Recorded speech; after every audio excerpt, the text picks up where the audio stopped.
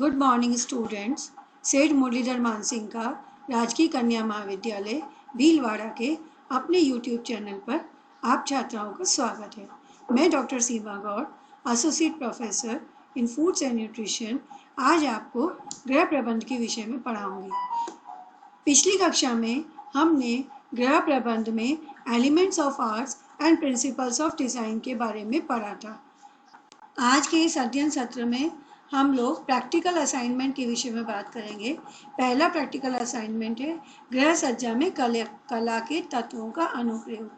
इसमें आपको क्या करना है, फाइल बनाने के लिए आपको पहले फाइल में दो तरह के कागज़ काम में लेने हैं। एक तो लाइन वाले कागज़ जिस पर आप अपनी विषय की विषय वस्तु को लिखेंगे, और दूसरे प्लेन वाइट कलर की मोटी शीट्स जिन पर आप ड्राइंग्स करेंगे और स्केचिंग करेंगे। सब चूँकि हम कला के तत्वों के अनुप्रयोग के बारे में बात कर रहे हैं, तो पहले आप कला की डेफिनेशन बताएंगे कि कला क्या है। इसके पश्चात आप कला के तत्वों पर आएंगे। कला के तत्वों को आप पॉइंट्स में लिखेंगे, पहला रेखा से लेकर 7वां खुले स्थान तक। फिर हर एक पॉइंट को उठाते जाएंगे। पहले जैसे आपने लिखा रेखा, तो आप रेखा को डिफाइन करेंगे। रेखा को डिफाइन करने के बाद आप रेखाओं के जो प्रकार हैं, जैसे कि लंबवत रेखाएं हैं, समतल रेखाएं हैं, इनके बारे में लिखेंगे और उसके बाद आप उनसे संबंधित चित्र बनाएंगे। उदाहरण के लिए मैं आपको दो चित्र दिखा रही हूँ। जैसे ये लंबवत रेखाओं का चित्र है जिसमें सभी लंबी रेखाओं का उपयोग किया गया है। इसी प्रकार से अगला चित्र हॉरिजॉन्टल लाइंस का है जिसमें आड़ी रेखाओं का प्रयोग किया गया है। इसी प्रकार से आप अपनी इच्छा से, अपनी क्रिएटिविटी से इन लंबवत और आड़ी रेखाओं से संबंधित चित्र बनाएंगे। जैसे फिर हमने आगे पढ़ा था तिरछी रेखाएं और वक्र रेखाएं, तो उनको आपको डिफाइन करना है कि तिरछी रेखा क्या होती है, वक्र रेखा क्या होती है और वो साज सज्जा में क्यों उपयोग में ली जाती है। इससे संबंधित मैं आपको दो चित्र दिखा रही हूँ। ये आप देखिए, तिरछी रेखाओं के लिए सीढ़ियों का चित्र बनाया है, डायगोनल लाइंस के लिए, और वक्र रेखाओं के लिए ये एक चित्र बनाया है।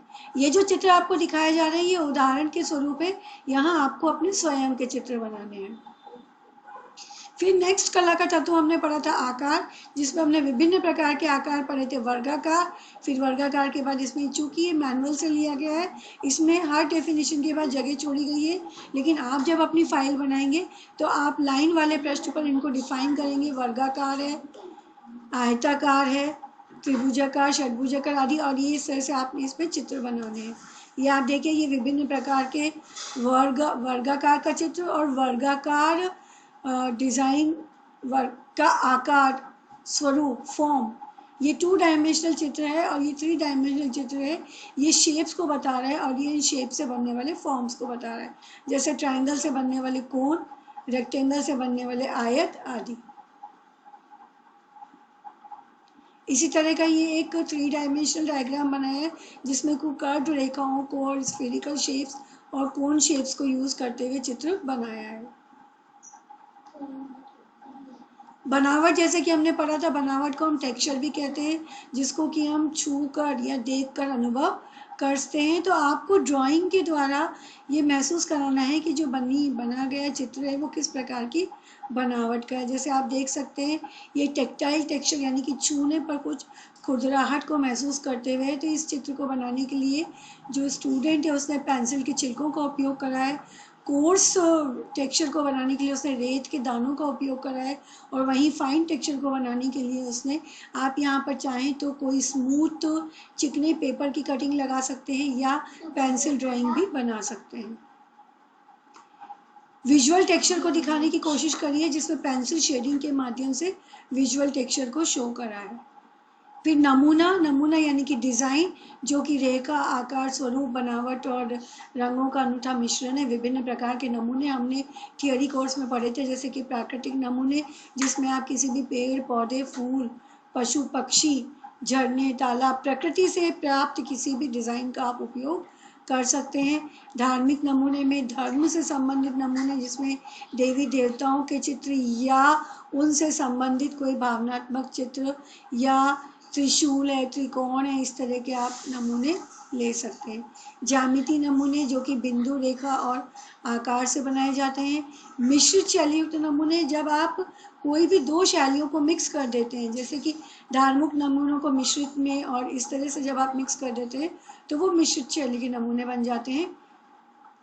अमूर्त या आधुनिक नमूने, ये इस तरह के नमूने जिसमें कलाकार अपनी मर्जी से, अपनी स्वतंत्रता से जैसा चाहता है वैसे ही चित्र बनाता है। वो इसमें किसी प्रकार के नियम की कोई पालन नहीं करता और चित्र की वस्तु स्पष्टि भी क्लियर नहीं होती है। देखने वाला हर कलाकार उस चित्र का अपनी अपनी दृष्टि से अर्थ लगाता है। अभी मैं आपको कुछ डिज़ाइंस दिखा रही हूँ। ये देखिए, ये नेचुरलिस्टिक डिज़ाइन जिसमें कुछ फ्लोरल डिज़ाइंस का उपयोग किया गया है। प्राकृतिक डिज़ाइन प्रकृति से प्राप्त करी गई है। स्ट्रक्चरल डिज़ाइन, जो कि आपको मैंने बताया था स्ट्रक्चरल और सजावटी डिज़ाइन, तो ये एक स्ट्रक्चरल डिज़ाइन का उदाहरण आपके सामने चित्र दिखाया गया है। इसी प्रकार स्टाइलाइज्ड डिज़ाइन, जिसमें कि कुछ स्टाइल का प्रयोग किया गया है। आप देखिए, इसमें एक ही चेहरे को दो तरह के शेड से उपयोग में लाया गया है। इसको मैं थोड़ा सा जूम इन करके आपको दिखाती हूँ तो ये आपको पूरा चित्र एक साथ दिखाई देगा। ये देखिए, स्टाइलाइज्ड डिज़ाइन में ये चित्र बनाया है। आगे हम बढ़ते हैं तो ये ज्योमेट्रिकल डिज़ाइन है, जिसमें कुछ आड़ी, टेढ़ी, तिरछी, लंबी रेखाओं और डॉट्स का प्रयोग करते हुए और कुछ आकारों का त्रिभुजाकार, चतुर्भुजाकार का उपयोग करते हुए ज्योमेट्रिकल डिज़ाइन बनाई है। फिर आपने पढ़ा था रंग, रिक्त स्थान और प्रकाश। तो रंग का अपना जीवन से अपना बहुत गहरा संबंध है। ये हमारे मन को प्रसन्नता और उल्लास भर देते हैं। रंग के बारे में एक पूरा टॉपिक और पूरा क्लास हम दोबारा से लेंगे और इसका प्रैक्टिकल असाइनमेंट भी अलग से डिस्कस करेंगे। इसी हिसाब से रिक्त स्थान के बारे में हमने पढ़ा था कि जब किसी भी चित्र को आप बनाते हैं तो डिज़ाइन को जब आप बनाते हैं तो उस डिज़ाइन में, डिज़ाइन के कॉम्पोनेंट्स में उसके आसपास जो रिक्त स्थान होता है वो उस डिज़ाइन की खूबसूरती को बढ़ा देता है। और इसी प्रकार प्रकाश जो है वो दो तरह के प्रकाश हमने पढ़े थे। बिना प्रकाश के कोई भी डिज़ाइन को देखना भी संभव नहीं है। प्रकाश के रूप में आप सूर्य के प्रकाश और आर्टिफिशियल लाइट का उपयोग कर सकते हैं। तो आपने देखा कि किस तरह से हमने ये एलिमेंट्स ऑफ आर्ट्स को आपको फाइल में लिखना है और उनसे संबंधित कुछ ड्राइंग, कुछ चित्र अपनी क्रिएटिविटी के हिसाब से आपको तैयार करने हैं। अगले अध्ययन सत्र में हम प्रिंसिपल्स ऑफ डिज़ाइन के बारे में अध्ययन करेंगे और उससे संबंधित प्रैक्टिकल असाइनमेंट को देखेंगे।